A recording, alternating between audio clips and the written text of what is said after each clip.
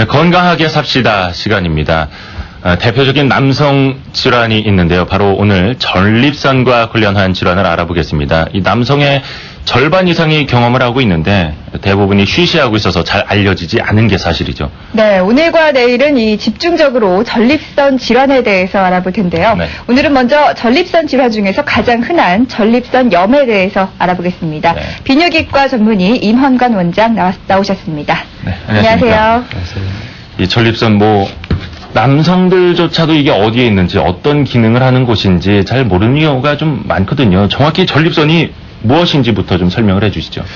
네, 그 전립선은 일단 남성만이 갖고 있는 생식 기관으로 네. 이제 정액을 만들어내는데 중요한 기관으로 이루어져 있습니다. 그 위치가 몸 속에 있다 보니까 잘 모르는 경우가 많은데요. 네. 그림 보면서 잠깐 설명을 드리겠습니다. 예. 전립선은 방광 하부에 예. 동그랗게 좀 보이는데요. 밤톨만한 사이즈로 위치해 있으면서 이제 바깥쪽은 피막에 쌓여 있고, 예. 내부는 이제 뽕뽕 뚫린 이제 분비샘으로 이제 이루어져 있어요. 예. 사이는 이제 방광에서 이 선이 지금 전립선이라고 우리가 볼 수 있는 거죠? 아니요, 그 주변을 네, 이 주변 감싸고 있는 곳? 감싸고 있는 그 기관을 얘기하는 거고요. 네. 그 사이에 이제 소변이 내려가는 요도와 이제 고안에서 만들어진 정자와 정나에서 만들어진 정액이 나가는 이제 사정관이 같이 개구가 됩니다. 네. 그래서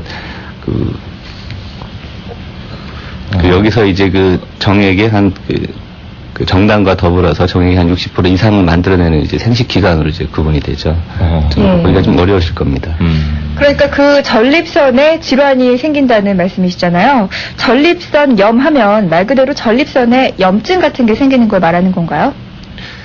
그렇죠. 전립선에 염증이 생기는 걸 말하는 거고요. 네. 표현이. 그러니까 전립선은 대개 이제 30, 40대에 주로 이제 호발하는 그런 질환으로서 되게 주로 이제 오래 앉아있는 직업군은 잘 생기기도 합니다. 그래서 아까도 봤듯이 이제 몸 속에 있다 보니까 주된 증상으로 되는 것은 이제 주변부로 다 이제 표현이 되는데요.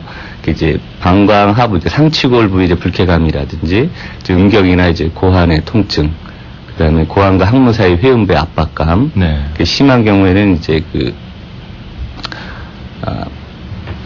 허벅지라든지 이제 예. 아래 허리 쪽으로 통증을 야기할 수도 있겠고, 배뇨 관련에 있어서는 이제 방광 하부에 있다 보니까 소변 줄기가 좀 약하다든지, 보고 난 다음에 잔뇨감을 느끼게 되고, 실제 잔뇨가 많다 보면 이제 소변을 자주 보게 되게 하는 등의 이제 배뇨 증상을 겪을 수가 있겠고요. 예. 근데 성기능에 관련해 있어서는 이제 사정시 이제 불쾌감이라든지, 정액에 피가 섞여 나오는 혈정액증, 역시 심리적으로 이제 그러다 보면 이제 조루에도 영향을 미치는 경우가 이제 왕왕 있죠.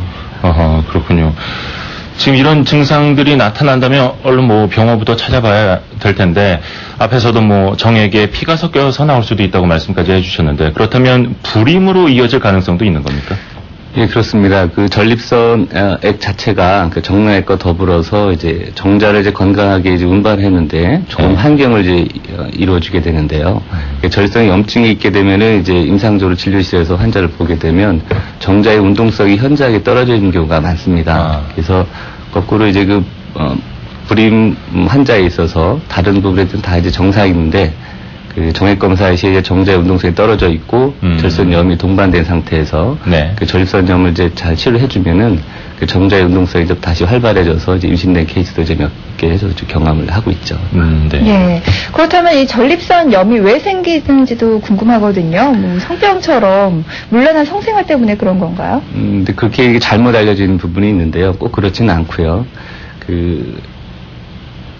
대부분은 이제 정상인에서도 잘 생깁니다. 네. 주된 거는 이제 주로 이제 오래 앉아있는 직업군에서 이렇게 잘 생긴다고 아까 말씀드렸고, 주로 이제 피곤하다든지 이제 과로했다든지 이제 술을 많이 드시거나 하게 되면은 전립선이 위치하고 있는 요도 부위 압력이 증가됨으로 인해서 정상인에 있어서도 이제 소변을 보고 나면 대부분 이제 요도가 남성은 좀 요도가 길다 보니까 요도 내에 이제 일부 이제 요까지 남아있을 수가 있는데, 네.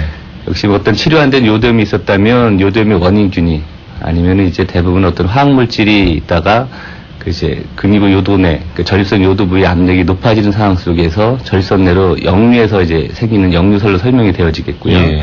전립선은 이제 피막에 쌓여 있고 이제 분비샘의 결이 아래로 향하다 보니까 그 자동적으로 배출되지를 않다 보니까 이제 전립선염이 악화되는 이제 그런 역류설로 설명이 되어집니다.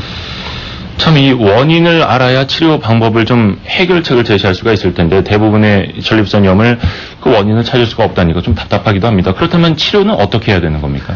네, 그래서 그 좀 더 부가적으로 말씀을 드리면 그랬을 때 요즘 이제 그 검사를 정확하게 해서 네. 어떤 균이 세균에 의한 거라면 이제 어떤 세균인지 네. 이제 대부분 이제 장내 세균, 이제 이콜라이라는 장내 세균이 이제 흔한 거가 되어 있고요.